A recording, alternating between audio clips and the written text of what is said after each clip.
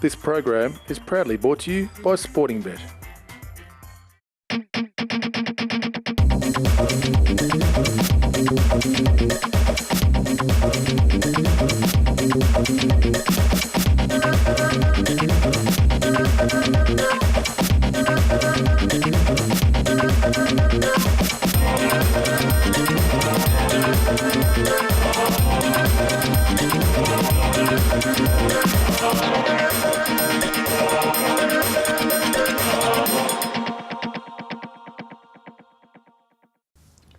I'm Nick Quinn and welcome to the latest edition of Australia's newest racing show, Chewin the Fat. We have a bumper show for you today. We'll be joined in the studio by Melbourne Cup winning jockey Michael Rodd. Our man Edward Sadler will take you around the traps in both Sydney and Melbourne, where we'll also find you a winner thanks to Sportingbet. We'll be joined in the studio by Melbourne's hottest model and keen racehorse owner Elli Johnson. We'll preview the Cup, the latest Damien Oliver movie with Simon Windsor.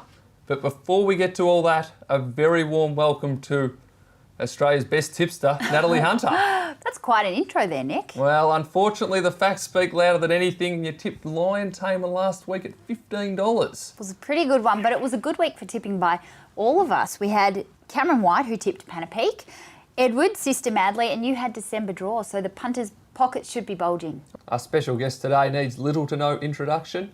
Melbourne Cup Cox Plate winning jockey, Michael Rodd. Michael, welcome. Yeah, thanks, Nick. How are you, Edward? Yeah, good, Michael. Really good to have you on the show. Thank you. And you're joining us at a very exciting time of year, not just for the racing industry, but specifically yourself, with you on some absolute top liners going into this spring carnival. Yeah, it's something you always prime yourself for. It's you always hope you've got something to bring you into the carnivals, you know, especially the big Group 1 races. And yeah, I'm very fortunate that Mark's stable, you know, he's got a couple of real live ones there. And heading the Kavanagh stable is December Draw, who's early favourite for the Caulfield Cup, as short as $4 after 2 emphatic wins. Last Saturday, he not only won, but he looked like he won with a lot in hand. Yeah, it's very exciting. He had a very nice run in the race and sort of got in a bit of a sticky spot coming to the turn. I was behind a horse I really didn't want to be following, and I was lucky that I was able to squeeze through, and that's what these good horses can do. They can get you out of trouble really quickly, and he found, you know, 3 or 4 lengths quite quickly and got to the front, and then he just coasted to the line. Michael is following a similar path to Maldivian, who leading up to the 2007 Caulfield Cup. We all know that didn't go to plan, but how do you compare the two horses? Maldivian was probably a bit more one-paced. You know, he used to get out in front and do it the tough way. You know, he had a big heart and he'd slug it out to the end, where this bloke's got a few more dimensions to him. You know, you can have him nice and close to the speed, but if they're going really quick, then he can sit back, and the beauty of him is he's got that awesome turn of foot, and you know, which is what you need to win these big races. Has he surprised you how good he's been since he's come across from England? Yeah, a lot.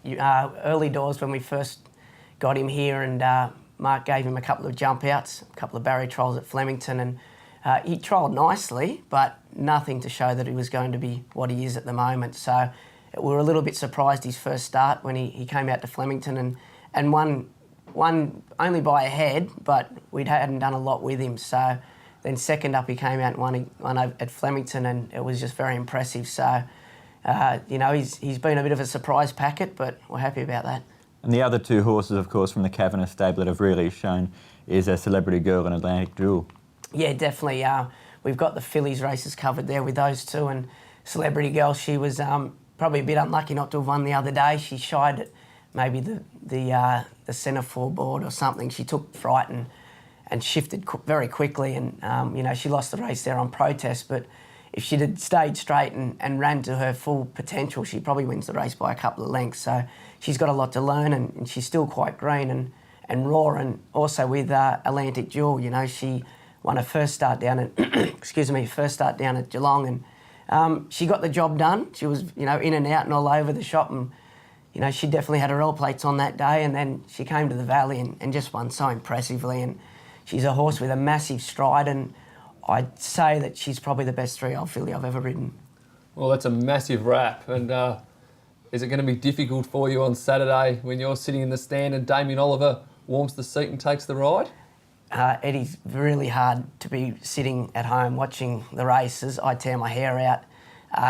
it just sucks, you know, the horses you've done a lot of work on and you're not out there. So I try and stay pretty occupied on a Saturday and get out of the house, and I'll come and watch the replays that night with a beer in my hand and sum everything up. So yeah, I'll definitely listen to the race on the radio or something, and then I'll wait until Saturday night until I watch all the replays and take it all in. Is it bittersweet if they do get the chocolates? It's always good to see them win. You know, it's great for the stable and obviously for the horses' progression, you know, into their career.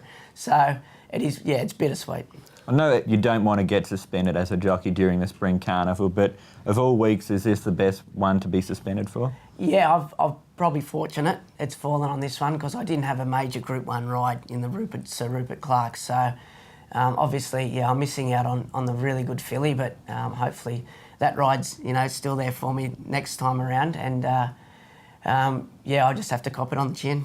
And just looking at your career overall, Michael, I remember first meeting you at the Mounting Yard in Adel Sheba a very long time ago, and you've really gone from strength to strength since then. Yeah, that's right. I think I was a third-year apprentice then when I was over in Dubai, and I was riding under the care of your father. And yeah, it's I sort of pinch myself a lot sometimes, Tom, because sorry, Tom, Edward, I'm calling you brother, Edward, because things they've moved from strength to strength, and I've travelled a lot, you know, with this career, and you know, I've just made the move to Melbourne, you know, a few years back, and you know, I was able to sort of come here and win the Derby, then win the Cup for Lloyd Williams, and you know, it just keeps powering along. I link up with Mark Kavanagh, so I've been very lucky that I've been linked up with some really good trainers and owners and horses as well. Don't feel bad about it. On Wednesday, after Tom rode a winner, he was at the pub introducing himself as Tom the Girl, so yeah. That's all right. You're allowed to call him Tom. Yeah, you might run off that for a while until he starts growing a bit more. Yeah, I think so. In 2007, you won the Melbourne Cup on Efficient, followed that up with the Cox Plate on Maldivian the next year.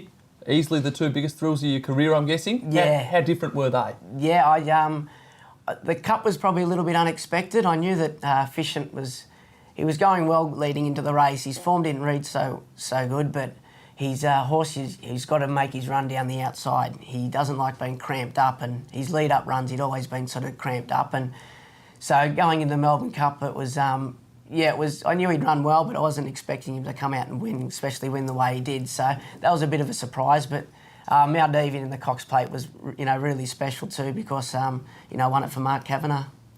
Outstanding. Well, Michael, you've been a fantastic guest today. You've got a big spring lined up, so hopefully we'll see you in the mounting yards after winning a few of the group races. So thank you very much and best of luck. Yeah, thanks for having on, Nick. Cheers. You're watching Chewing the Fat thanks to Sportingbet, and when we return, we'll preview the Group 1 Sir Rupert Clarke Stakes at Caulfield. Sportingbet is built by punters for punters, so you get the very best experience. At Sportingbet, you can expect more from the latest in customised betting with black books, favourites and iForm. Plus, Sportingbet covers all the exotics, including trifectas, quinellas, exactas and first four. Bet fast online or at sbet.mobi on your mobile, anytime, anywhere. That's why there's no better bet than a Sportingbet. Come and race an outstanding prospect with Pacific Bloodstock. To be trained by Group 1 trainer Mark Kavanagh at Flemington, this colt is by leading sire Fastnet Rock, out of the proven mare Flying Dancino. $6,182 secures your 5% share.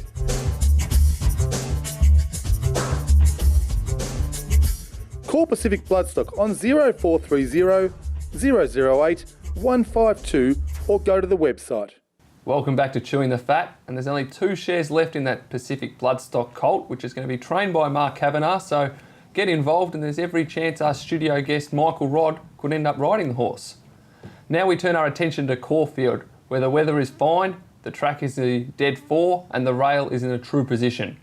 The feature race of the day is the Group 1 Sir Rupert Clarke Stakes over 1,400 metres, and the favourite for the race is the Sydney Galloper Smart Missile. And Edward, you caught up with Anthony Cummings about the horse. Yes, spoke to Anthony on Tuesday morning at Caulfield. He'd flown down from Sydney especially to see the horse gallop on Tuesday morning. This is what he had to say. Yeah, he'll run on the Rupert Clarke. Strong gallop this morning. Worked on the outside of the course proper and company. He sort of came away from his mate over the last furlong and pulled up quite well. So he'll go in the Rupert Clarke and be one of the main chances, I'd imagine.